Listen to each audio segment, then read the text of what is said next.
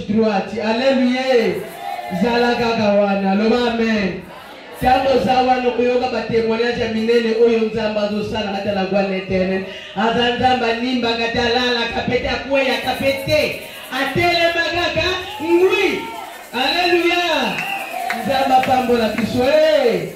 Nzamba sanda pona mosana nzambe. Bonda la poti na bomo ina. Amen. Pona mission nzamba pesa minende bolanga bonda la pona visionnaire et ange la gloire l'éternel nzamba batelekesha lusima. Amen. Bataki wana elongwaga amen wana tungumi tunabisona seto sangi nzela epa mapotre yako bonde la pona kutika nyoshe ningamabona nzamba mokonji to pesio lisusu merci pamba tenkolo osaleli biso makambo minene makambo kokamwa obikisi olongisi opesi ba diplôme osali makambo minene okolo Papa mosuta sale zaka mobele yo Yahweh pambolama Yahweh kumisama na yo Papa merci pour être ensemble pour poussa Nicolo papa teleza li mokolo kitoko mokolo baki na kopema pona kotala nkolo bato sali na lolenge na yo lolenge bako sanjola yo yango nzamba bomo totiki nyonso to poussa likati na tongo na lelo pona kopesa o merci pona makambo minene kokamo sali semeli mobimba to poussa ni nzamba bomo kweba banzembo ya esengo pona kotali sete nkolo obongina lokumpo obongina masanjoli yawe pambola mana yo na tikimba ebonso oba témoigner oba yebikati na esika kolo na sia loboko na yo tikama kila na omo konji efinika témoignage moko na moko etene ba moment nyonso to bala kosangana ka boye ete ba témoignage ya boye kolo etombola lisusu konzima na biso tokanga mala yo papa te pai na yo ndelo bikwa solo evandi epai na onzambe de solution ya makambo nyonso okuma mala yo opambola mala yo na kombo na Yesu wazali nkolo pe mobateli na biso merci Seigneur Jésus-Christ. Amen. Nzambe na msaza lokumu amen. Togomi na tango toyoga maraba na nzambe. Kese to yembe la nzambe wana to bine la ye. Kwete marabata yango kita kata bomo na biso. Akuta deja ete motema nuse bonge samakino ba amen. Yango kumikitsanyo to telemi likopo to yembe la nzambe. Nebito vanda kitebele. To umene na kovanda. Mena mama ototele makaka ndeko na ngai. Tika kiti libre bandako bina pote pona silasi ndeko na ngai. Babine la nzamba yembe la kipenzambe. Nzambe pe asale la bangolo ba amen. Bata maplome to sepela. Bata anniversaire to sepela. Bata mabala diseta to sepela. Bata misala to sepela. Alléluia.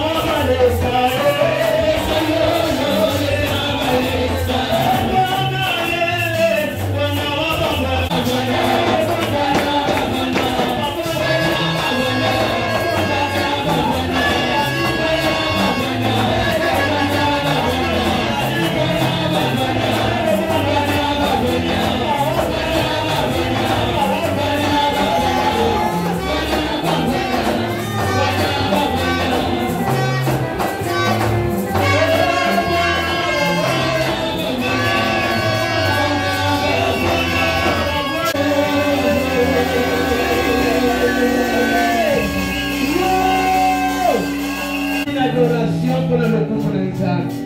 Adoration pour le malbon. Dans le jour à côté. Yozanzambe kolonanga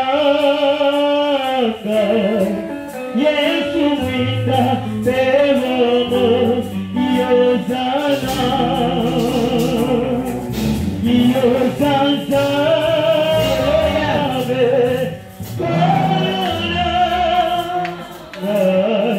Yesu wita tevomo Yozana lemba Yozanzambe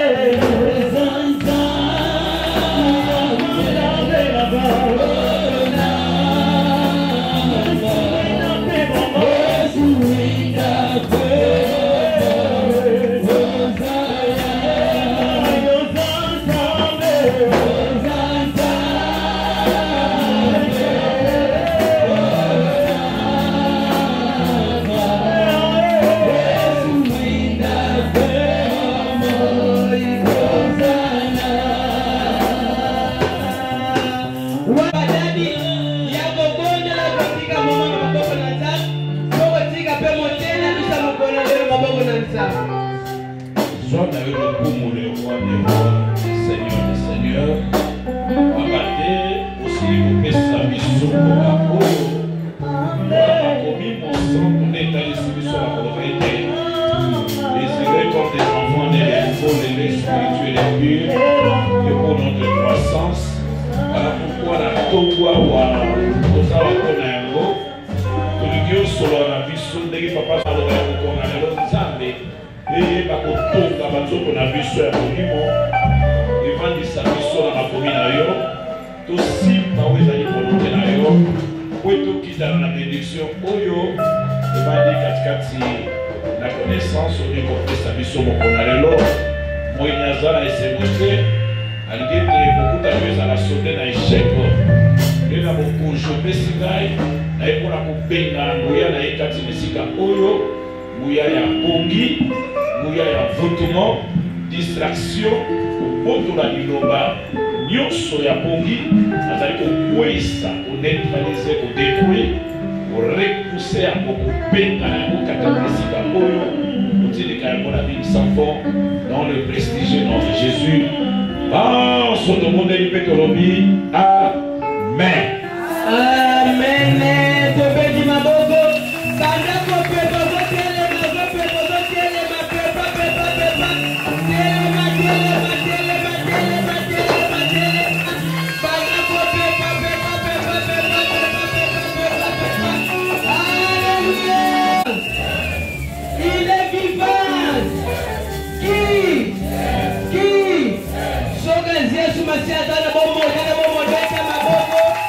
Esika mafuta ndoe kitaka esika miliki pe ezaloma amen lope na tonga le ndoko nanga soza disposé na kobenga mosali moka tunasika oyo po amema biso kino ne banata mema zopona mafuta ndoi wana na miliki wana poto zona tonga le oyo poto sima babelediction na amen eko sale melaka sel ko ndima ngana lo amen yesa motema disposé nga motema salawa Yemsa Salawa, Salawa, Santa Bisogomega, Daddy Boy,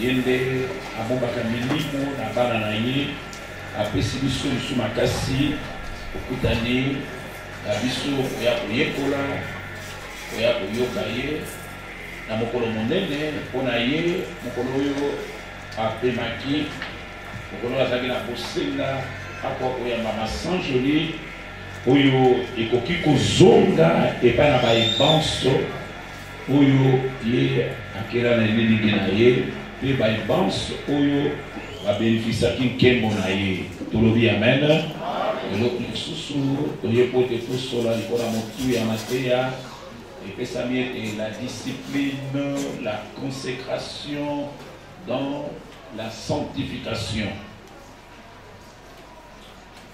La discipline, la consécration dans la sanctification.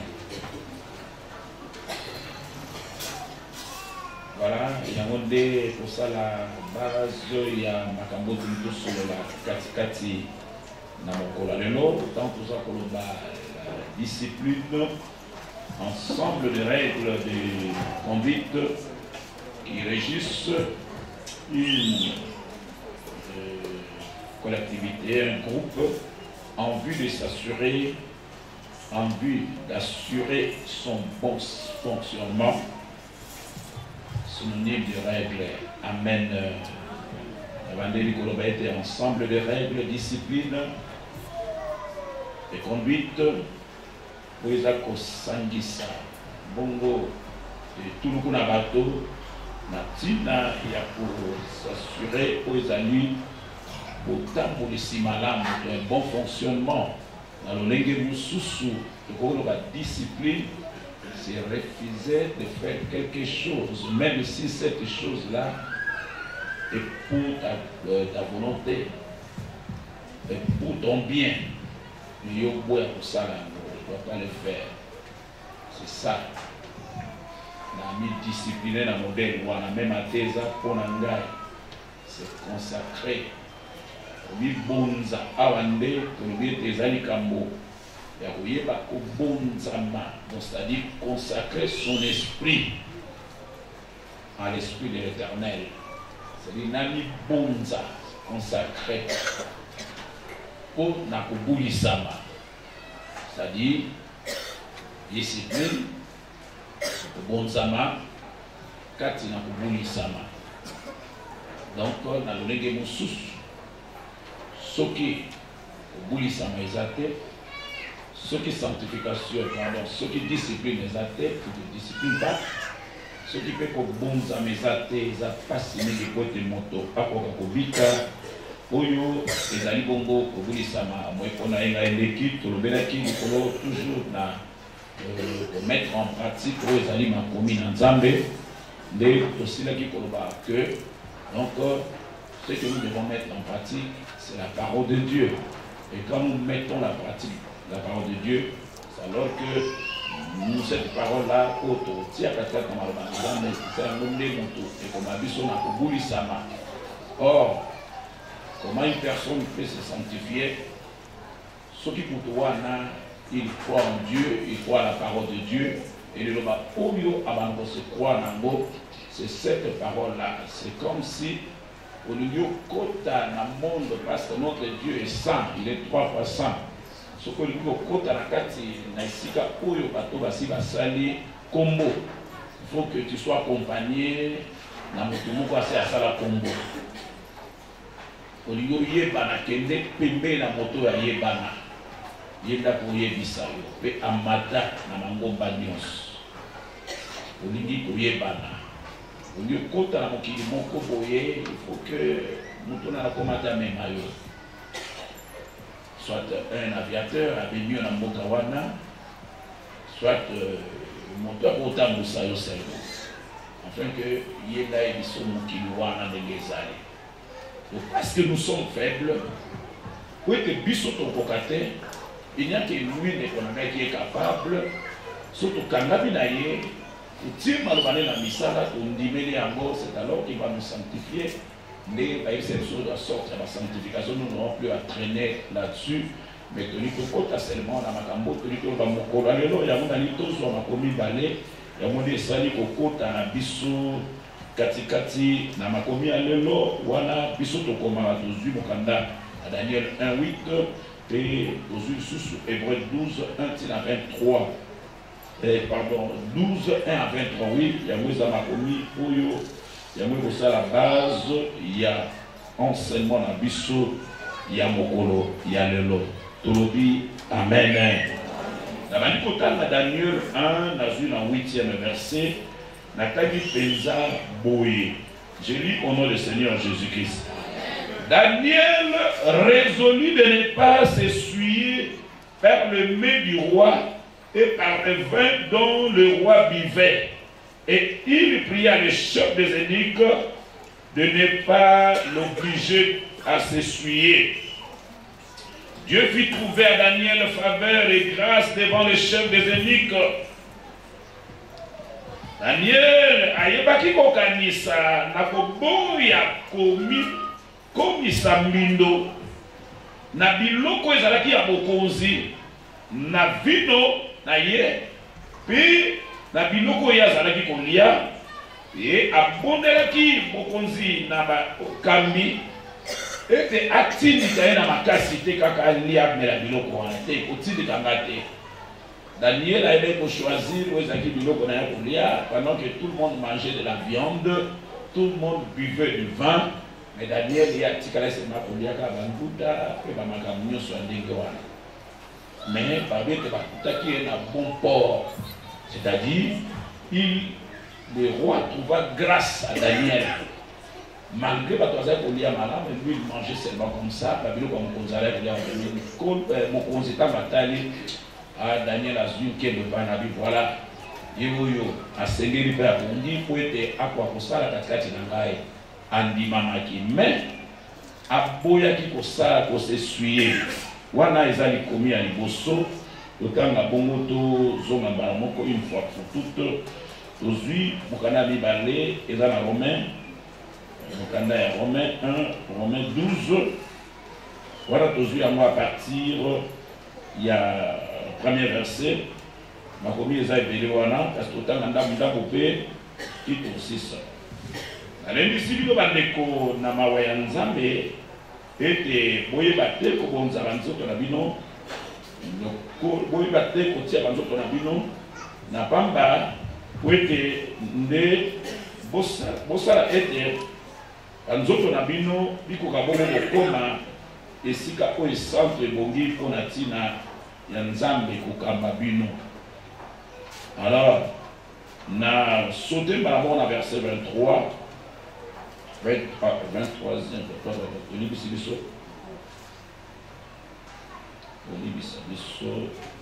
Romain 12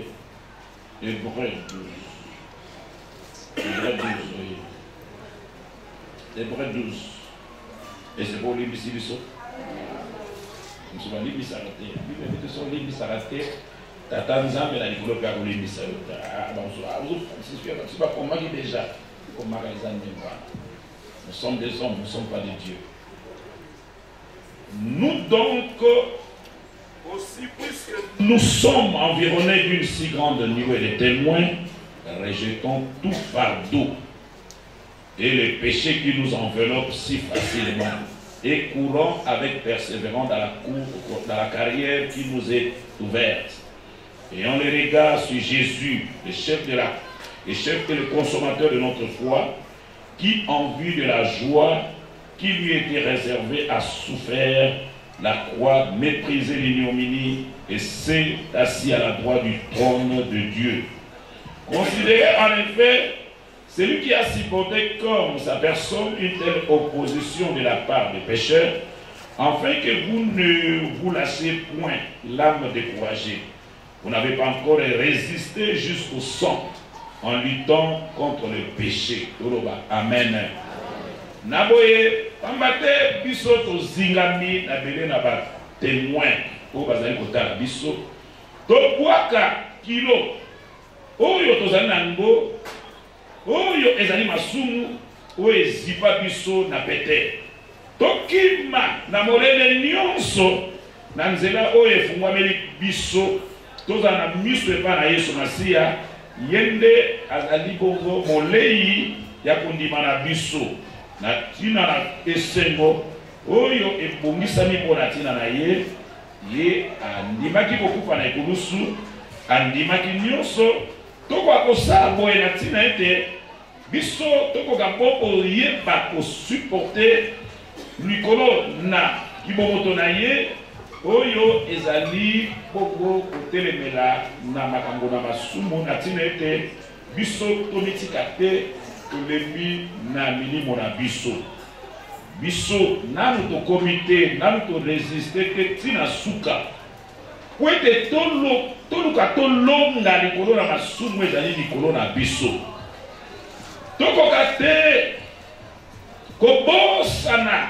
masanjoli oyo epesama mpona biso toyeba bongo koboya oyo ezali mitungisi ya nkolo mpe totika oyo ezali makasi kaka na biso te ntango tozali koyeba koyambola toloba amen. Alléluia. Tozali kolobela sur la discipline, tozali kolobela sur la consécration, tozali kolobela sur dans la sanctification kati na kobulisama.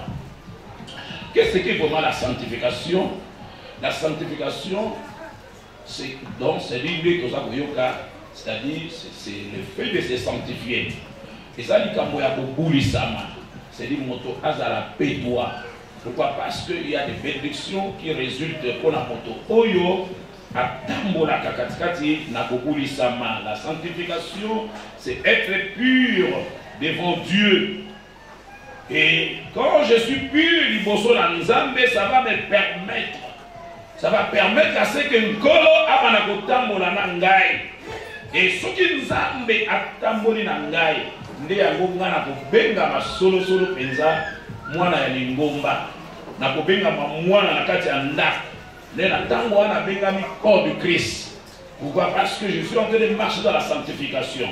Na lolenge mosusu eli kolobete soki na tambusami na kobulisama te, donc na bengami penza mwana Nzambe te na ndenge Nzambe azali kozela. Pourquoi? Parce que la sanctification, ce n'est pas une contrainte, ce n'est pas quelque chose, il y a tourment, mais la sanctification c'est une vie. Il ne peut pas être un chrétien sans la sanctification. Et quand vous allez dans l'église, là où il y a l'église, donc c'est la nourriture des chrétiens. Et ça dit qu'en moi, ils ont tambu sabango. Donc ceux qui ont Christ, ils ont dit que Bible samate. Mon Christ wana, vous allez mon Christ y a passe. À cause de la navika katana, pourquoi? Parce que à lui qu'on s'est conformé. Tokobika lokola bana na Nzambe, soki tozali batoyo, tozali ko se séparer na mabe. Ndenge na kutolo bete la sanctification, être pur devant Dieu, nazala coupé toi liboso Nzambe. Alléluia. Tout ce qui m'appelle Seigneur, Seigneur n'entrera pas dans le royaume des cieux. Mais tout ce qui fait ma volonté, bato nyonso babele la ganga nkolo kolo ba nyonso ne ba kota te na bokonzi na ngai. Mais bato basala ka mokano na ngai. Alors que plusieurs personnes viennent à l'église, mais ne faites pas la volonté de Dieu. Bayaka, ils trouvent la vie chrétienne. Ils mènent la vie chrétienne selon eux. C'est du bon moyen qui vous puisse la même année. Alors une vie chrétienne, c'est une vie établie par lui-même, le Créateur. Comment cela peut se passer?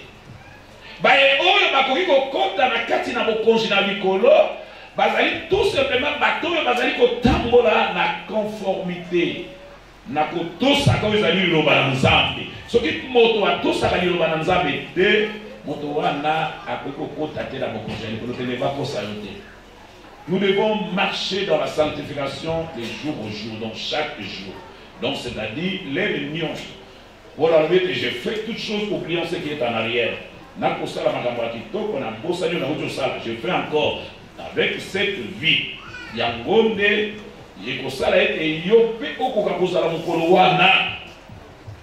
avec cette vie de Coranais, c'est ça qui fera que tu sois parmi les 5 sages.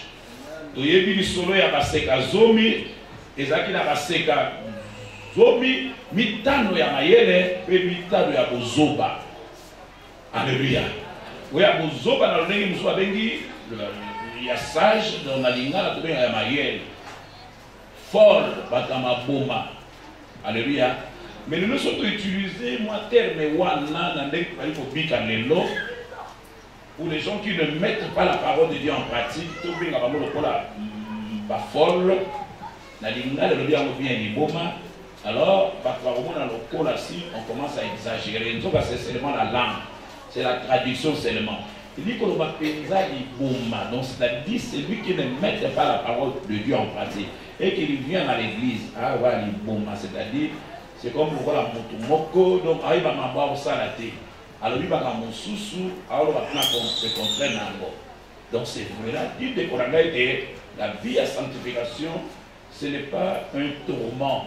Et ça pour tourmenter, batouter. La vie à sanctification, c'est une vie pour les chrétiens. Et ça vie où nous avons bougé ça pour la Christ. Les chrétiens qui veulent aller très loin. Les seigneurs ne marchent qu'avec ces gens-là qui les craignent. Ceux qui n'ont pas bon tu ne crains pas, tu ne mets pas en pratique. Il y a au moins la fois passé ton qui n'a pas mettre en pratique la parole de Dieu. Ne vous bornez pas seulement à écouter. Non, non, non. Il faut le mettre en pratique. Car Moto Oyo a tia Kamalbanzambete, Azali Lokola, Bongo, Moto Atale Longinae, peu d'Akitarata, la paix Simango à Bossani. Alléluia. Amen, amen. À Bossani Matono Azanayango. Donc nous devons mettre en pratique. Nous ne devons pas nous borner seulement à écouter. To bekama poete makambo biso to yokaka to tiaka bona misala no kite to yeba et kokoma na kati na baiko bazalaki ba 5 sages. Les 5 sages ils gardaient leur lampe jusqu'au jour où le maître était venu ou le seigneur ayaki bato bakota ki ezali bato bazalaki na ba minda na bango. Les gens qui étaient dans la distraction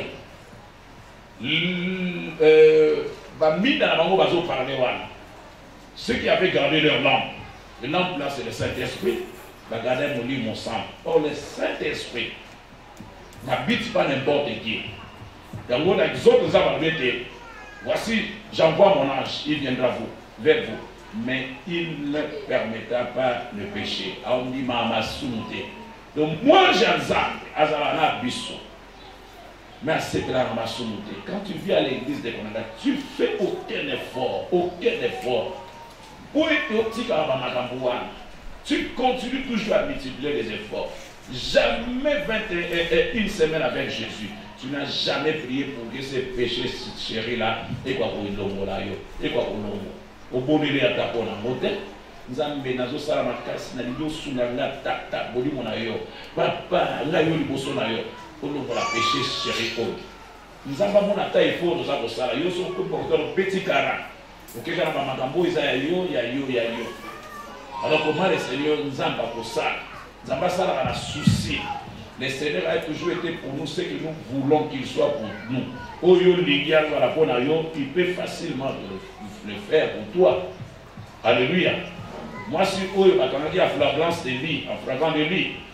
Moi, si on a malgré loi et baki, mais il y a pour ça que nous avons besoin de et ça qui pour ça la carte à monter. Alors tant que la copie père Yesu Masi a Yesu quand on a essayé à la Bible ça la bête à bomber la maman à eau. Et va tout mignon sur la kiva. Alléluia. D'accord. Nous avons ça là un souci. Alors il a été moi aussi je te condamne pas lève-toi va et ne pêche. Tu es pour ça la sous ma sous-montée. Le péché nous cache sa face. Ésaïe 59, la Bible dit, la main de l'Éternel n'est pas trop courte, ni son oreille trop dure, pour ne pas nous écouter. Ce qui empêche l'Éternel de ne pas nous écouter, ce sont nos péchés, nos crimes, ma belle abisso. Il y a un des qui empêche l'abisso pour être toko kabongo ko zwaroute pas dans zambete tolobi amen. Ah ouais, Nazali komona na Daniel 1, Daniel refusa de s'essuyer du main du roi. Tout ce que le roi lui a proposé, bakene kozwa benike, bakani bato bakanaki, ouete bakena bango na Babylone, maintenant C'est ce que sikoyo mokonzi azalaki ete bato bakosala pembele balesa bango malamu bazala bon point donc bazala bataille kitoko na nzoto esengeli leselanga bango bien melisa bango bavino tout ça mais babi Daniel refusa de s'essuyer du main du roi. Daniel aboyaki kosala masumu na bilei oyo mokonzi alingi kopesa ye. Pourquoi? Parce que Daniel ayebaki ete soki kaka na kolia bilei oyo ezali suye ekozala pasi mpona ntina na ngai. Donc c'est-à-dire dans lolenge mosusu Daniel avait compris que le Seigneur lui appelait. Nkolo asilaki kobenga ye. Daniel ayoki mongongo ya Nzambe, ayoki kobengama ya Nzambe. Pour na komema vie oyo ezali ya kobanga ye, abodi ete po ete nayanola na kobengama oyo Nzambe abengi ngai, il me faut une discipline. Maman, papa, comme tu es dans le Seigneur, quand tu vois que le Seigneur te présente quelque chose, ce qu'on Nzambe abengi epanaye, et que le Seigneur te propose quelque chose, il veut faire quelque chose dans ta vie, si quelqu'un tu vas mener une vie des interdits. À ta bateau, mais les gens qui courent dans les stades, ils courent tous ensemble, selon 1 Corinthiens 9, ils courent tous ensemble, mais à la fin, un seul remporte. Mais ceux qui courent dans les stades de Konangaï, ils s'abstiennent de certaines choses. Alléluia. C'est-à-dire, Basara Bandarasis, Bato Baki Makamba, Nalibanda Massan, le coureur là. Tout le monde, même les cyclistes, même les joueurs qui sont dans l'audience, les sportifs, ils s'abstiennent de beaucoup de choses. Alléluia. Asa la boulée de Bélété, les binozoli à 4h à 18h. Alors ça la mignon surtout, dans ma calcul, ma sangue Bélété à Mela, nous quitter à la carrière à mon poussé dans le sport wana. Donc c'est-à-dire, à ta poussé les amis, mais à vous retenir en la moi sucré, à vous la bilog. Donc à vous ça s'abstenir certaines choses, tout ça, ils le font pour obtenir une couronne corruptible. Alléluia. Parce que quand même, on va se motoler, mais nous allons les faire. Ce que nous allons faire de Konangaï, si nous voulons avoir quelque chose, si nous s'abstenons de certaines choses, ça sera pour avoir des couronnes correctibles.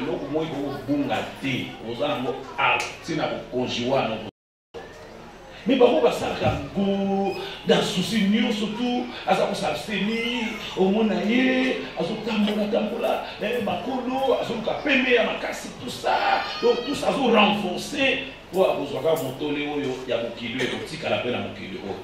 Mais puis, ça, pour être tous en moto, et aussi là, dans mon kilo. Si tu sais que le Seigneur t'a appelé, Daniel a compris que le Seigneur l'a appelé. A dit pour que je puisse arriver dans ce que le Seigneur m'appelle, il faut que je ne sache jamais une vie d'abstinence. Ça ne va pas permettre d'abandonner vous allez souffler. Il a compris, il a dit, je ne dois pas m'essuyer du main du roi. Quand Dieu t'appelle, maman, papa, il faut chercher à ce qu'il y ait des interdits. Il faut qu'on interdit à certaines choses. Parce que toi, tu n'es pas une personne tout le monde. Tu n'es pas une seule tout le monde. Tu n'es pas un frère tout le monde. Aux hommes, messieurs, Batunion, surtout parce que yo, ça dit bon, la particularité dans yo. Quand Dieu t'appelle, maman, papa, tu dois savoir qu'il faut qu'il y ait des interdits. Il y a peu de sanctification sans la discipline. Sinon, tu tomberas. Il te faut te discipliner. Discipline, il y a solo fait à la catinario. Ce qui nous a bengi, il faut ça la discipline. On a ça la soutien, on a ça la modestie, c'est ça la différence. Nous avons battu pour la batunion sur tout. Alléluia. Attends pour la bateau, parce que la discipline est pas naïe. Attends pour la bateau, parce que la bateau, Discipline, c'est refuser de faire certaines choses. Même à ton ton d'arrière, même à tes avantages, non, mais je refuse de le faire. Dans ça, la moitié. Et ça, c'est pour que tu ne sois pas pour ça, la non, non. Quand tu ne sais pas mener une vie de discipline dans ta vie, si tu va être déconnecté, tu ne vas pas jouir le cœur de l'Éternel. Au Seigneur ne peut qu'être dans la joie si toi, tu crois dans sa parole et cette parole-là, tu le mets en pratique. Cela fera assez que le Seigneur puisse l'accepter, puisse t'appeler le fils maison. Pour ça, que nous puissions nous faire de nouvelles créatures. Les choses anciennes, c'est bien, nous avons été dans une ère avec Jésus. Mais nous devons continuer avec cette vie. Comment moins de péché. Alors que ça faut ici, moi, mais cette vie-là ne doit pas se limiter. Il faut continuer dans le Seigneur. Avec cette vie-là, c'est ce que le Seigneur a fait à Saliwana. On te sauve à témoignage, nous avons eu avec Jésus. À cette vie tout le temps. Ma promesse, nous avons dit il y a misala, il y a santé, il y a dimanche. Et qu'on s'accomplir seulement ceux qui ont continué la vie. Parce que le Seigneur t'a vu tel que tu t'es présenté. N'est que au petit quelque part ailleurs, à tailler la modèle wana, n'est à mon zam dans le bimakamwana. Moi et Nzambe, et Seigneur a apporté, mais quand il vient dans le Seigneur, il doit savoir qu'il a un travail à faire dans sa vie. Et ce travail-là à faire, c'est mener une vie sanctifiée. La sanctification de Konangay, c'est sanctifier, c'est-à-dire être pur devant l'Éternel. Là, ça la paix, toi, l'Ibosso et Nzambe. Alléluia. C'est là la différence dans la toute union. Sinon, tu es pas si. Maman, papa, ils ont une image de bongi sama. Pour la bana Nzambe, image de bongi sama pour la bana Nzambe. Ils ont une sama. Et ça, dès que vous avez connu, les bandimats de Yesu Bassi, il y a besoin de la église, et ces deux personnes-là aussi sont baptisées. Ils servent le Seigneur, ils sont rappelés dans la Ogan, ils sont rappelés dans le Pâté, ils sont rappelés dans la Bongo. Donc, mon akatikati na bango, moko, nakati na ye, il craint Dieu, il respecte le programme de Dieu, tel que le Seigneur veut, à ça la wana.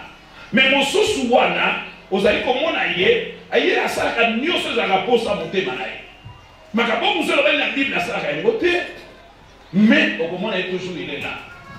Donc, alors l'été moussou on va être cette personne malgré sa vie, malgré ce qu'il fait dans le Seigneur, mais il n'est pas concentré.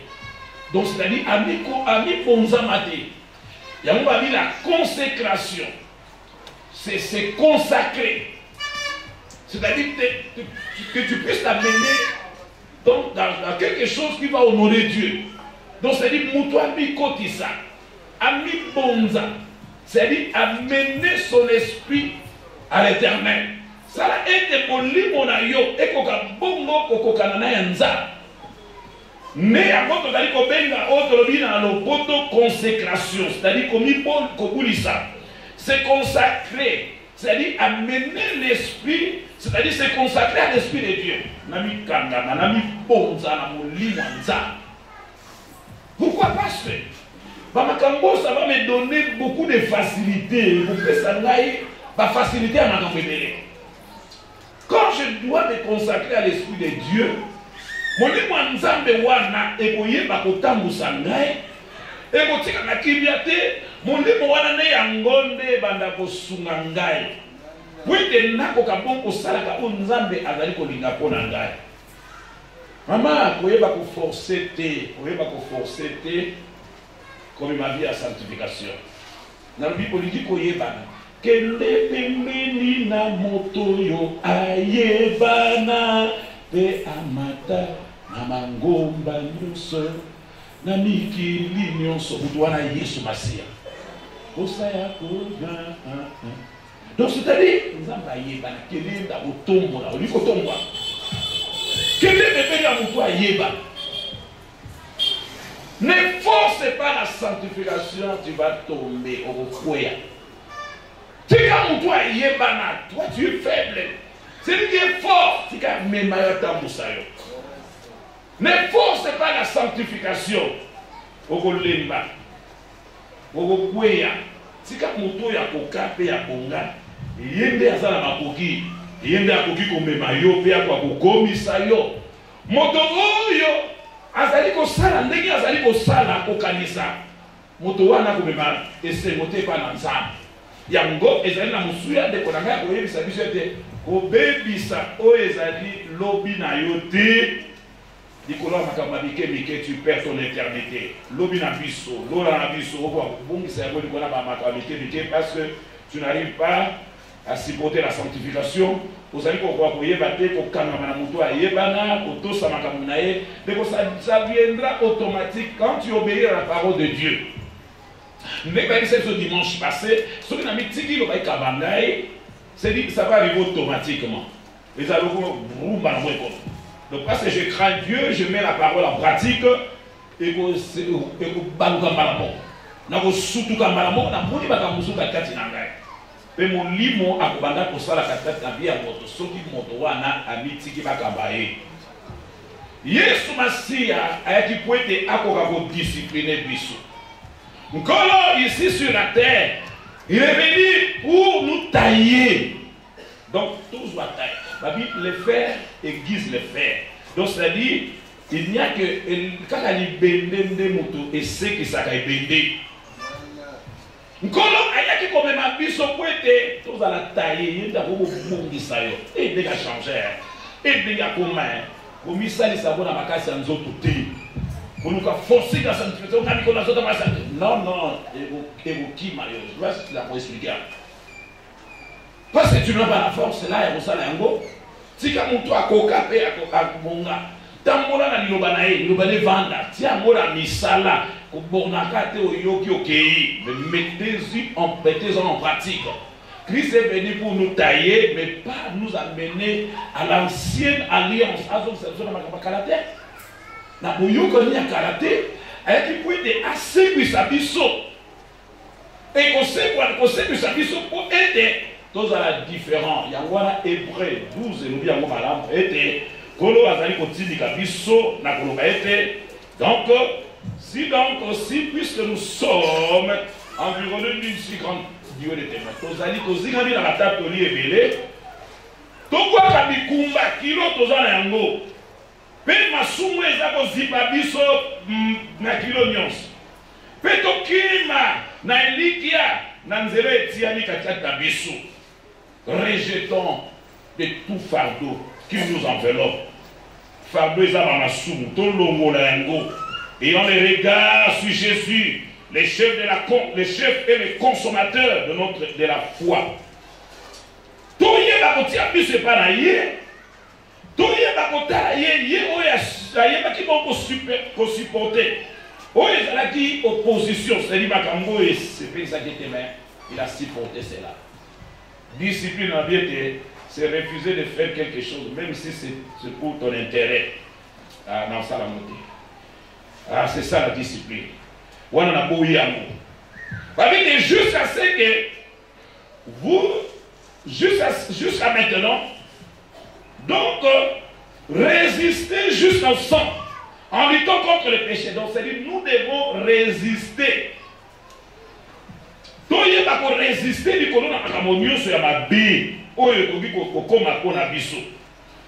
ne devons pas résister. Il faut quand même qu'il y ait une différence.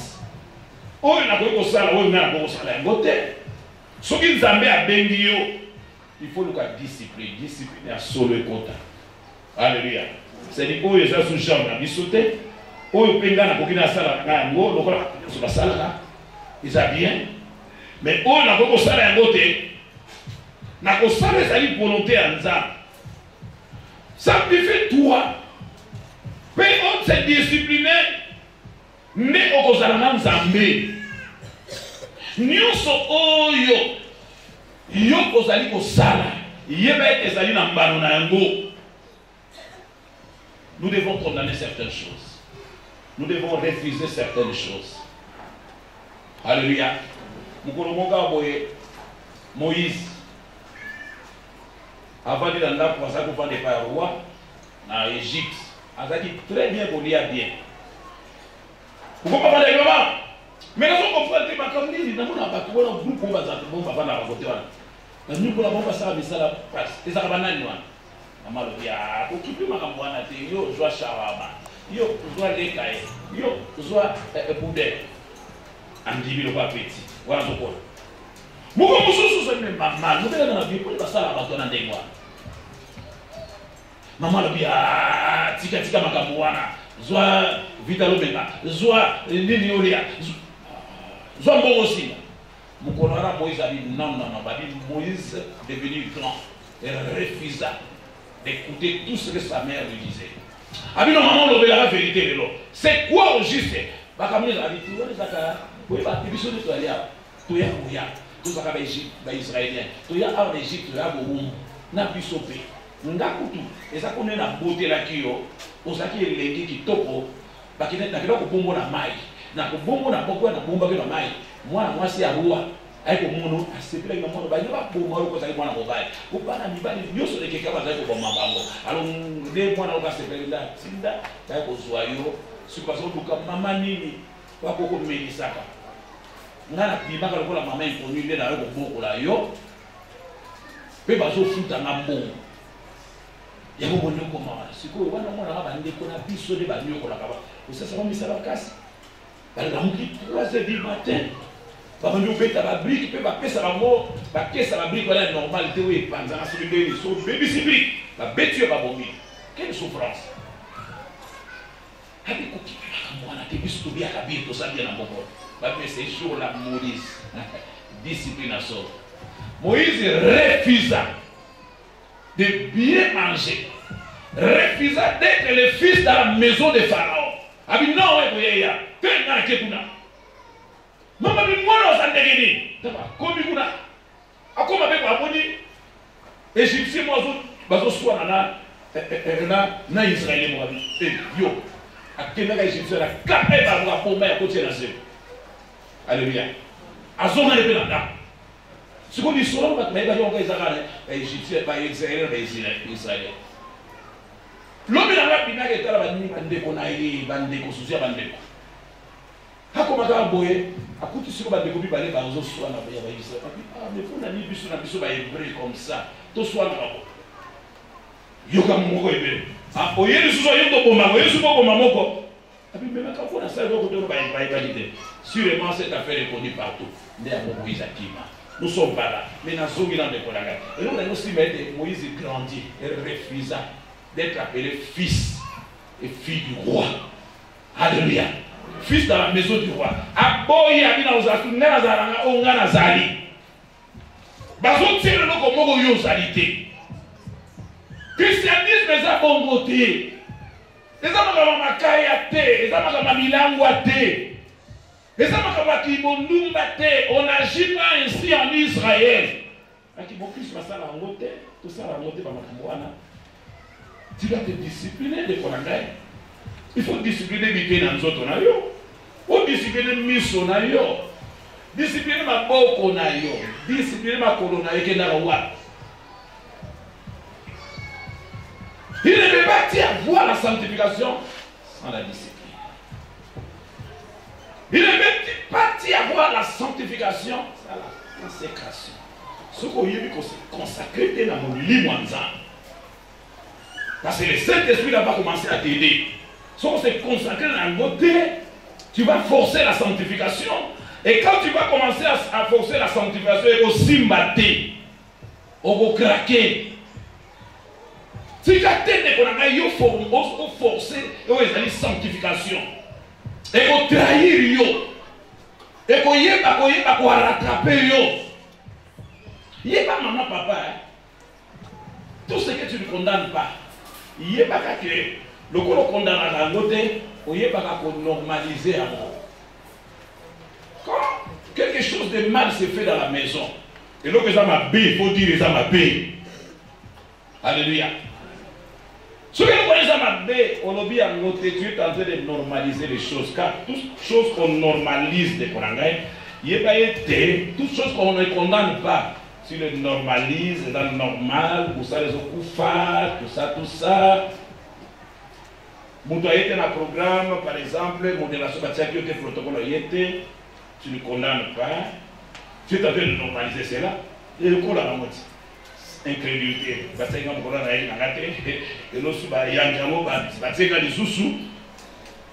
Donc, parce que tu trouves ça normal. Ce que tu ne condamnes pas, tu es en train de normaliser à nous. C'est ça qui va te rattraper. Et là, on dit, oh, yo condamne à gâter. Ce que tu vas faire, tu vas faire, tika mwana mama papa mwana melema sana tika yazamukie mwana zokola na ngaki masana papa tika na ngo tomela na biso so mutaye pe mpaya ya watiki mwanda na meli na mulakwana amona jamais papa tika tout ce que tu condamnes pas dans la maison maman aux autres normaliser amour c'est ça qui va te prostituer. Il faut savoir condamner les choses. Quand tu viens dans le Seigneur, quand tu attends quelque chose venant de l'Éternel, il faut interdire ça, interdire dans l'IAT. Je ne vais pas le faire, non, ça la montée. Il faut qu'il y ait un après et un avant Jésus. Tant qu'on a dit que tant qu'on a commis les logos, mais Dieu est en question, et ça va me beaucoup. Ce que tu faisais là à l'époque, il y a nous continuer comme ça. Tu ne condamnes pas, continue, on normalise l'église, c'est comme avec tout ce qui bota. Pourquoi pas se le passer, tu ne condamnes pas. Alléluia. Il faut gueuler, il faut parler, maman, au bébé Sanda.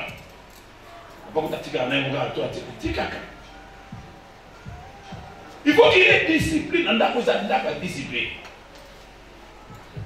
Dans la 20e, on sur la côtière. Attends, 20 heures, faut te compter déjà. Si il est pas dans l'air, papa, ça l'a maman, mon papa, le balantin, la carte de bara, la charge comme la lélo. Magamboana qui l'a dit à accepter à mon agatanda. Alléluia. Papa, maman, pour nous cananda. Vous ne parlez sur le coffre. Au bas, on va vendre, la TV là-bas. Attends, on va TV, quand on va porter mal. Alléluia. Tout ce que tu ne condamnes pas dans ta vie, maman, il faut bendayo. Ma bé est la cause à la ma bé. Un jour, le Seigneur m'a dit, toi qui as toujours prêché la parole, il y a ça ma Dubaï m'arrête, ma bé et ça sera toujours ma bé. Voilà, on était pour toi, ça dit, mais il y a un qui est malade. Non. La colère de Dieu, elle est là, elle est là. Ceux qui ont mis l'autre, l'obé au coma. Ceux qui ont eu ma condamné ma somme. Ils ont un mot normal. Si vous avez un été, ils allaient pour qui mis sa bonne zambe katikati na yo. Quel que soit le nombre que vous pouvez être, au moins que le corps ma bébé qui parle dans votre église one. Quel que soit le nombre, vous allez finir à la fin pour mis vide. Vous voyez que Saoul a dit roi. Royauté n'a eu à Salamo pendant 40 ans sans Dieu, sans âge, sans la présence de Dieu. Le diable a un menteur, il faut côté qui est bien, vous êtes bien, mais sans Dieu, on se trouve pas que dans la livre. Pourquoi? Parce que, premièrement, tu n'arrives pas à condamner certaines choses. Quand Daniel a compris que le Seigneur lui a appelé, alors pour marcher dans la crainte, alors bien il faut que je me s'abstienne de certaines choses. Après qu'on s'abstenir la vie, je ne dois pas. Non, toi, je ne vais pas me souiller de main du roi.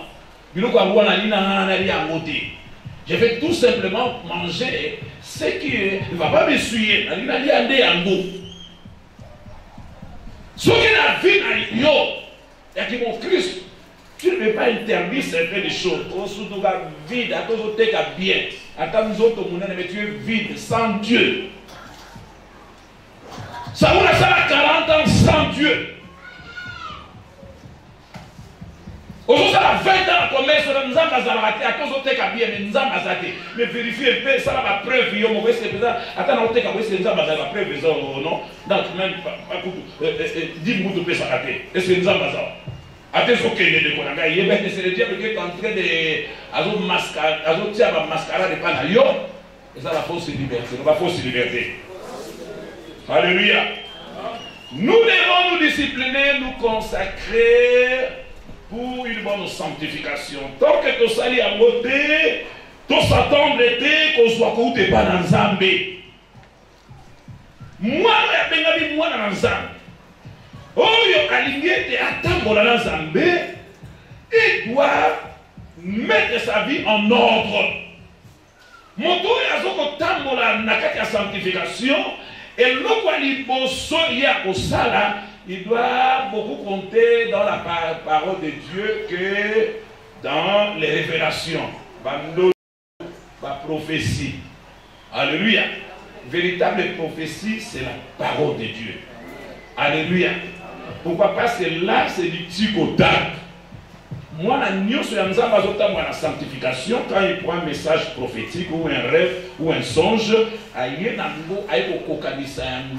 vos pensées ne sont pas mes pensées.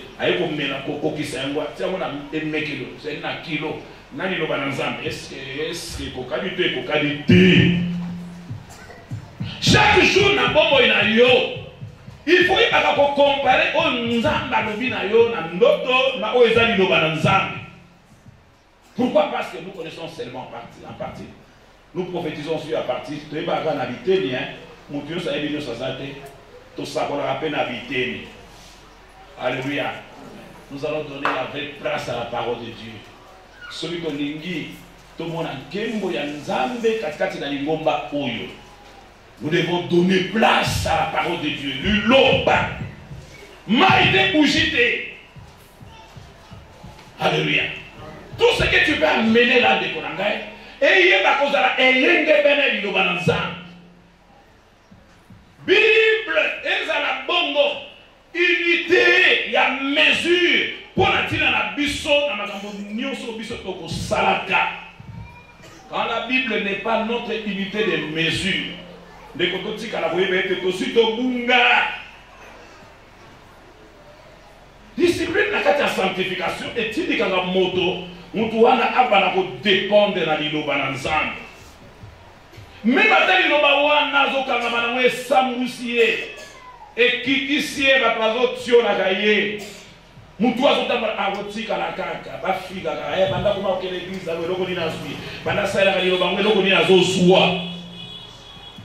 La discipline, la consécration, mutu ami bonzi poete aye babongo ko kulisaba. Soki bomo ina biso de pangai ezali ko convaincre nzambe te totika la ko yeba ete tokotika la bato yo toko sepelisa nzambe te. Pourquoi? Tu ne peux pas être un avec Dieu soki okanga bina ete. Alors biso to kamana iloba na nzambe iloba wana ezali molimo santo soki okamena molimo santo ezali iloba na nzambe.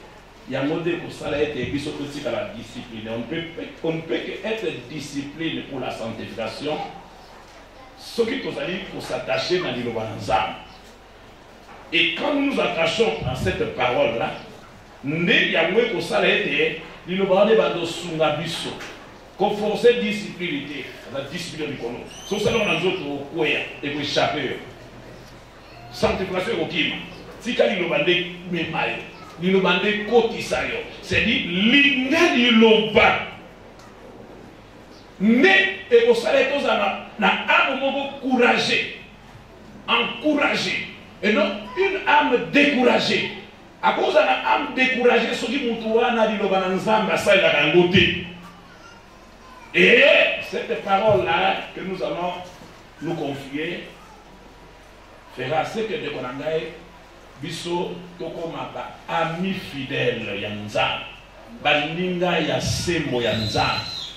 Et à ce moment-là cette parole fera à ce que de Konangaï biso toyeba bongo tous à la santé aux alliés spirituels ndenge nzambe omema. À ce moment-là de Konangaï nous n'allons pas plus nous laisser piéger Pourquoi? Parce que le Saint-Esprit que nous avons toujours écouté, le Saint-Esprit qui est venu au moyen de la parole, à cause de la katikati na biso, yewana kosala nyons, toko père de divinité bonzambe et kozalaka katikati na biso. Quand nous élevons la parole de Dieu, il y a monde kosala que molimo mo santo azala katikati na biso. Il y a monde kosala que nous puissions résister jusqu'au sang. Nous devons résister jusqu'au sang en luttant contre les péchés. Nous devons résister jusqu'à entrer dans la sanctification.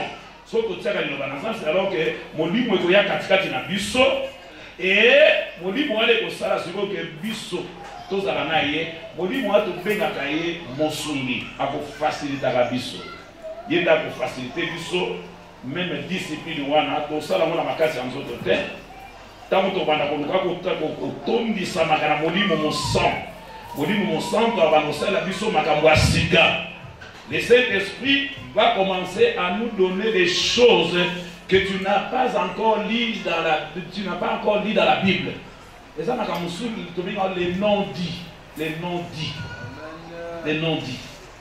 C'est-à-dire ouais l'obama te la Bible. On va pas passer ma mère. Non, les non-dits dans la Bible, et ça révélation. On nous a dit yo, allez pas ça lobo yo, il comme un lobby. Ça non-dit la Bible non. Ça peut sauter à la prophétie. Quand la voix va sortir de mon toit à mi réservataire, il doit marcher avec nous.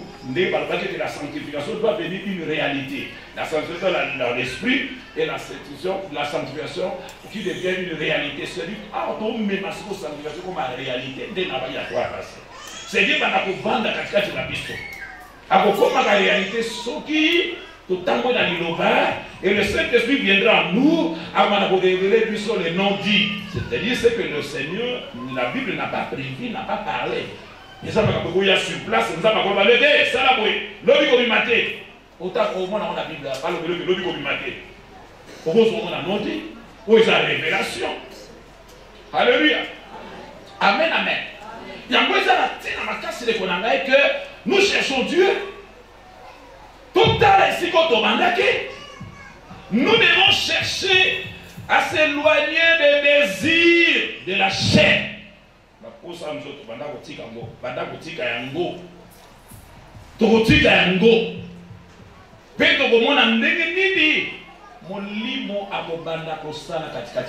Si nous laissons, nous abandonnons, nous nous éloignons avec le désir de la chair. Même à retourner si capot. Tu vas la accélération.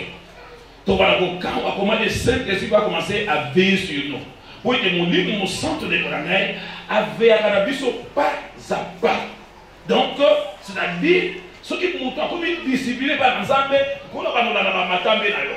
A Dieu sur aux ça. Il y a moins des très important de Branagh.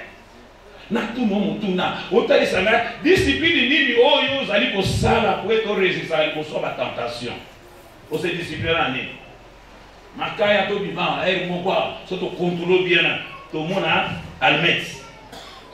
Alléluia. Amen, amen. Ba mzu so pousser pe mo la ta o yebi ke to ka so na masa o yebi ke to ka so la makaya le Saint-Esprit va entrer dans la masa. Alléluia. T'as les sangardes comme maman, papa. Qu'est-ce que tu es en train de faire? Quelle soit la discipline que tu es en train de mener pour résister à ça. Celui qui a beaucoup à la route. Papa, tous les attendants qui ont monté, oyo, au soir à tango, aux alliés pour vous politique. Pas comme nous qui sommes à l'église pour ça, il a beauté. Ah, pasteur Azul, il résiste. Pourquoi? Parce qu'il ne marche pas dans la conformité. Il ne met pas la parole de Dieu en pratique. Le Saint-Esprit n'est pas en lui. Parce que le Saint-Esprit a l'obéi de l'autre côté. Au moins, il a résisté dans la campagne. Pourquoi? Parce qu'il n'est pas consacré. Ami bonza matin dans l'Ilobananza. Ami bonza esprit n'a été. Ce qui est l'esprit dans les actes bonza mananza, tu seras dans la même longueur d'onde avec Dieu. Mamie va nous sauver, tout ça. Donc tu vas commencer. Au terme, tu veux prêcher, nous avons pas besoin d'un thème. Au terme, il faut savoir que comme ça, on t'a dit à autant de beauté. Mais comme ils ont pouvoir pas se tuer dans la conformité avec Dieu. On s'en a même longueur dans un ensemble. Le Saint-Esprit est en train de couler au plus haut dans ma cave, au plus haut dans ma loba. Pourquoi? Parce que on s'est familiarisé à naïe. On comme un fils de maison. Non pas un bout de sont pas dans l'église, la gloire éternelle, mais le Seigneur a dit ma paye. Nous devons nous consacrer et refuser de regarder certaines choses qui n'honorent pas Dieu. Nous devons aller bonzi dans Nzambé, il doit refuser de regarder certaines vidéos, certains films qui ne glorifient pas Dieu. Ça fait diminuer l'onction. Les autres qui tiennent pas pour l'ami. Tellement sont 3 heures du temps de 6 mois. Au Kikisi, on se nuance il y a 7 jours, il y a 1 heure avec Jésus.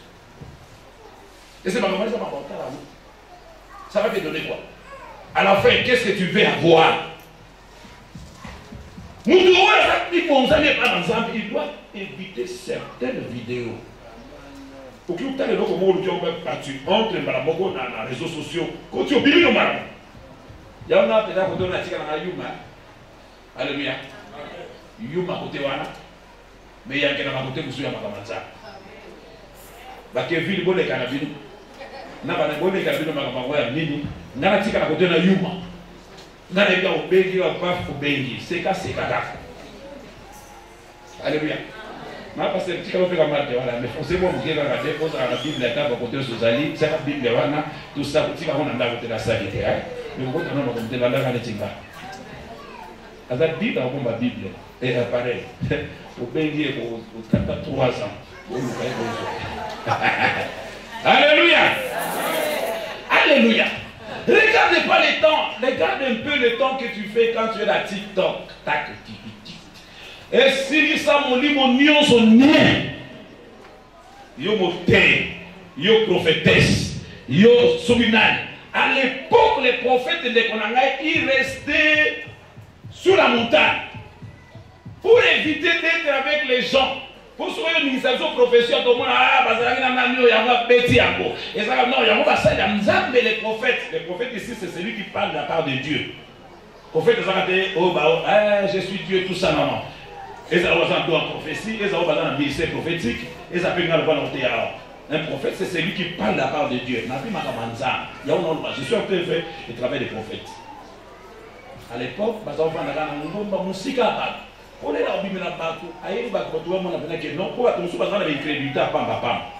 on ne fait pas c'est Mimim Taïbisake Bamakambuana, il faut il faut faire Bazana Fred Togra, Yimta Lobaki Bamakambuana, il faut qu'on demande à son appelé à Manotea, Zotara côté Nangatara, Naotara Batunion, son aken à Misukotoyo, Nazomi Misukotoyo. Il faut Natala, le Pena Lobanayo de Konangai, son bataillon et Bible de Konangai, tout Bakene pour founder par passer Bataille Bamakambunayo, son gars à convoi de Moutouana, la Kita, la bête action de grâce dans la vie, côté faire son maman. Ani zuma na kebale kwa disna ya zwana kwa kelio poko neko funa keba pasera teinga sube tini ke na bobo na ndeke solo uluba no yinda ngaba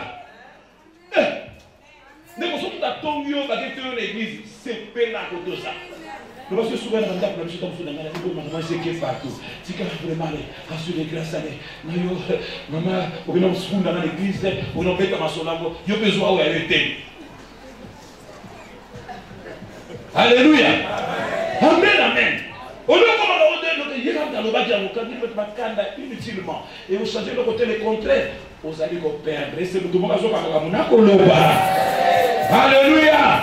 Combien de temps que tu es en train de passer dans Facebook? Ozolia et pas pour la minayo, ozolia sanctification des autres là. C'est que tu regardes, ça te suit. Et vous suivez. Alléluia. Et vous l'ont la bonne zambé. Et quand les autres tigres à la manzane, Nathaniel, au sein de la dame, on a combien de temps? 2 minutes, 3h du temps appareil là basique c'est la gata ngoya comme dans lelo lo boke matin te soko yoka ki a aussi 3h du temps 2h du temps il est na kutana makama papa appareil on ezika on ode asina na kelia bana pasi na kula kila siku kwa fait na la kelia mkoza makambo yo zo baby sona bonzambe nous qui sommes ça les peine perdue tu viens d'église tu nous gagnes bien bah on a l'air que soit nous en église alors que ce soit le côté pourquoi parce que tu es tout le temps et tu n'as pas de sous à l'appareil les gars c'est la sœur ouais t'as ganda batia si que zika garde aux okumba mako penzamba ka ba porte dio so ça ta 20 aux so appareil te awa te na bina maro poyo tosi déjà na ibi ko sala ko les sociétés alléluia. Amen, amen. Les choses que tu as toujours regardées dans la Facebook, dans les réseaux sociaux, ils ont détruit yo, ils ont renforcé la spiritualité. Et les mouya ils ont bassani. Et l'ongoli. Pourquoi tu entres dans les pages d'autrui? On a pas dans la page Amina. D'abord, autour de ce que va mis à web belé pour Nalikambo, watching. On a aidé. Musicien, on a asaka chrétien, pareil, asaka mina na Facebook, de kuzu pour nous la honneur, nous continue la l'autre. Alléluia. Na kutu ba so za mina ko beda na degere. Tuna finali ko. Bébé ba kamia ba baja. Kuna sana bibo ka bundele, azoko na ko lande, ana bibo ya ange ko ava na pemela nzambe. Ndiko Ami wa nozo ko ba nyoke na bango wapi wa mina ba to solo la na to mona la tête ozo la ki ndoki kana ndeka ki amiwa continuer na nai kolo ba mene ona ni ndima ko kota kana ba page aba ta yeba ngoko lelo yeba ko les réseaux sociaux c'est un lieu pour détruire pour distribuer des informations bonnes ou mauvaises. Si vous voulez que pour que vous sachiez que vous avez une information qui toko, nyonso sangisa. Hein? Bitoto, nyonso zu okoti, okoteti okotaki wana. Non. L'interdit, tu peux faire une entrée. Okoti, mais sois vite de konangaye. Okoti obimi. Et ça, tu es toujours dans le face, vous continuez de konangaye. C'est pour terminer. Aussi, ça est pas colla bien. On va pas de konangaye, pas tout suppose au monde de la naïe. N'a pas perte d'onction. Alléluia. Quelqu'un qui ne veut pas discipliner sa vie, à côté de sa vie dans l'ordre, mais toi tu as toujours. Aujourd'hui, une onction. Hein? Et ça va réduction onction. Tu dis, pas connaître ça, là, mon tour, ça va de l'eau comme ça. Et l'eau peut se gagner. Alléluia. Tu dois avoir la vie de Dieu pour te discipliner dans la communion. Il faut te consacrer dans la sanctification. Kobika te sainteté par force. Ceux qui ont dit qu'ils vont sentir la force, tu seras donc fatigué. Okoye ba kokota na mibeko. Okolemba pourquoi pas se forcer. Si ka moto ya yebana, yende ya kotisa yo, tambola na ye. Ko forcer te de konangaye, ko forcer ko linganzambe te, ko forcer te tika molimo mo santo. Alingiso nzambe sinon ko sala nini okolemba. Ba benga kaye consolateur. Moto azo forcer ko simbelo ko zo forcer na makasi ya nzoto ko kokate. Ozo forcer ke na lala tena okolala. Ozo forcer na sala okola e ko simbate. Tika nzamba sala na yo quand tu es avec Dieu, akosala ete yo ko akokoma. Forcer discipline, on a forcé, tu ne veux pas te convertir, tu ne veux pas changer ta vie. Au Tigana modèle Wana, tu ne peux pas prendre la parole de Dieu comme un forcé, une romanza motarante, ou bien forcer à la montée à Hawa, la montée pour ça la protocole, la montée à la casse, pas mon angle, la montaba, alors qu'en toi, 0 verset za nakati na yo bobangi nzambe ezate tu vas forcer les choses forcer bagage au lemba au commater mais quand tu te laisses avec le Saint-Esprit il est à façonner yo parce que c'est avec toi il va marcher avec toi il est muta yebana na ba dégâts il est muta yebana likona bo position soki azana kati na yo soki okomi kama akopeso makasi mais lokona yo sala ngana makasi ya nzoto muko musuto mono zonyo komomela ba makaya ozongi de kona komomela ba masanga ozongi basi no ya kala wana mais yo na kangelo milimo na bilo kono so kortiawa ozongela bango lisusu te pwete nzambe oyo abenga yo awa ndeko na ngai po adumisa wana kimokili pozonga na mokili te abimisaki Israel na Egypte po azonga te abimisaki Israel na Egypte po ete Egypte tikala pamba abimisa na mokili po veri ya biere moko esala nini etula abimisa na mokili ndeko na ngai po ete hotel moko chambre moko tula muta okota kuna azala lisusu te abimisa bozongela lisusu te yango nazosakola mpo na ntina na yo la vie de la sanctification eza vie ya kibokristo eza te vie baonyokola yo c'est cette vie là il ne peut pas y avoir un chrétien sans la sanctification il ne peut pas y avoir une église sans la sanctification le Seigneur là où il y a la sanctification nzambe akwaka na kamonioso akomaka faible olingi mona faiblesse ya nzambe mpo na likambo wana nzamba lemba suka yokolingi mona yango marche à la sanctification le Seigneur akosopela yo akokwesela yo eloko oyo olukaka mpe bandoki ya vi na yo bakoka kokoma na kati na yo te po ete sanctification ekoblige bango batika momo na yo batika ndako na yo batika nyonso ya yo cherche à la sanctification tambola na kobulisama wana yango komema yo mosika yango kokokisa vi na yo concentre-toi à la parole de Dieu concentre-toi à la parole de Dieu et cette parole de Konangay fera ce que le Saint-Esprit vient sur toi le Saint-Esprit là de Konangay c'est le consolateur quand le consolateur viendra sur toi il prendra des choses qu'il prendra de moi et il viendra vous annoncer il vous donnera des choses à venir il vous annoncera des choses que vous ne connaissez pas les non-dits les choses que la Bible n'a pas parlé mais le Saint-Esprit a l'obanayo pena l'elwana on forcer sanctification on forcer discipline parce que les paroles il y a un l'unité à mesure à vie toi tu ne vas pas fauter la sanctification et voilà pourquoi tu n'as pas un autre chemin et zobera moko nanzela linoba nzambe ne vie na yo c'est une solution nanzela linoba nzambe ne yesu asaloba tout est accompli sika nzamba pambola yo sika nzamba pambola yo Niabo nzambe uvela katikati na yo mateya wetikala ya yo pewe esala mateko kakosakwa onote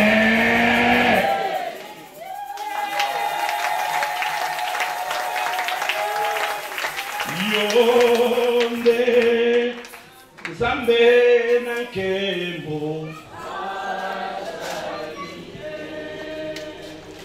yonde Zambe na nguya yonde ya makoki nyonso yonde nzamba la gloire songa na télé likolo te achalite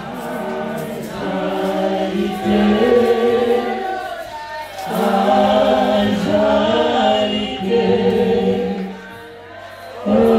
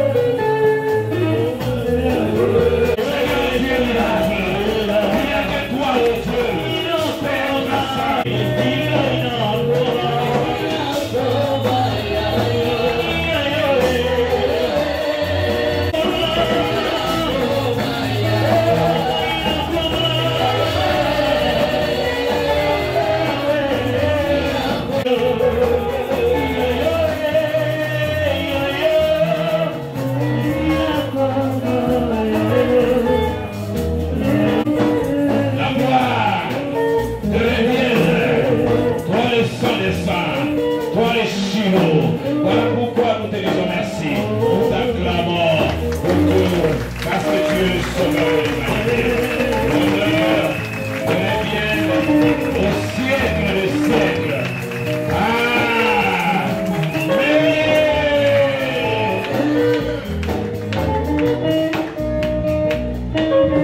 Son nom c'est Jésus. La vie de la sanctification. Une vue pure devant le Seigneur. La force à monter. L'ingane liloba. Pour les canaux liloba. Pour forcer qui dit à traiter. Qui chrétien te au gouvernement. Voilà ce qui n'a pas. Ma chrétien. Il va pas la parole. Il a la passe. Mais si quand nous a confirmé qu'il y a appartenance à eux, katikati na yo, dans cela liloba. Le Saint-Esprit est en toi, avant, avant le lobelo. Pour ça, faut tellement arrêter. Pour ça, pour que le rater. Pour le guetter. Pour ça, le guetter. Il sera avec toi.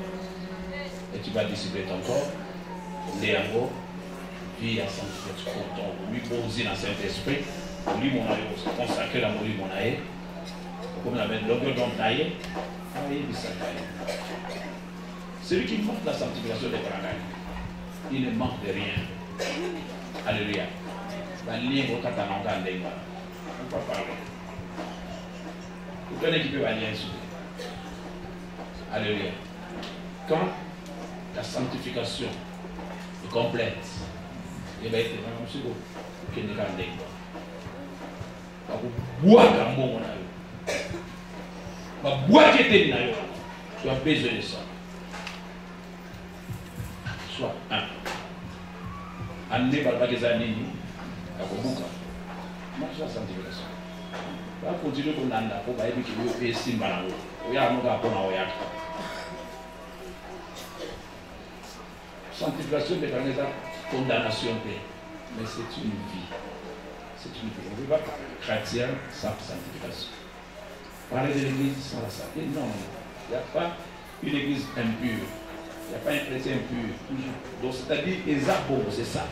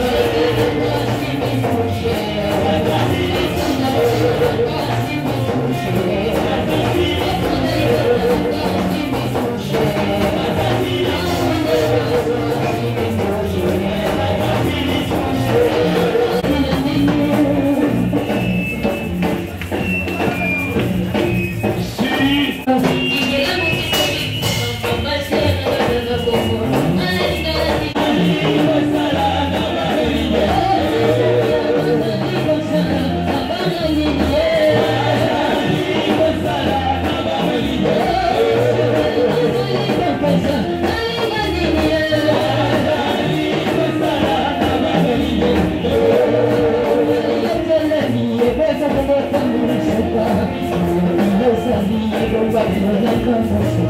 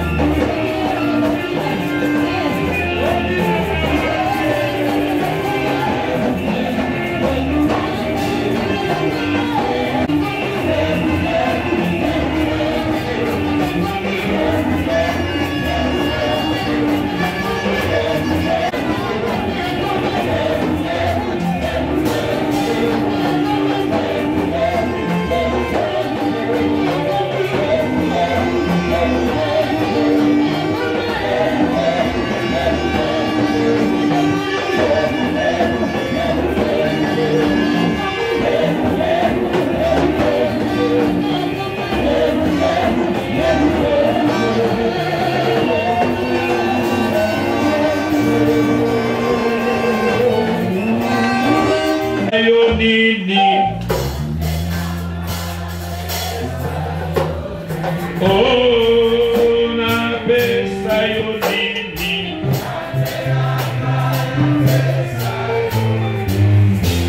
Kimia kuswi awa tukuta na mandaku tukuta na bisune na bisune kukuta mwenye yo bango na mayehoda l'ombre na bodeli nzambe accomplissement ya nyonso tosakoli nesika oyo na kulisi misolo epesami na ndako na yo. Oui, le bonheur et la grâce.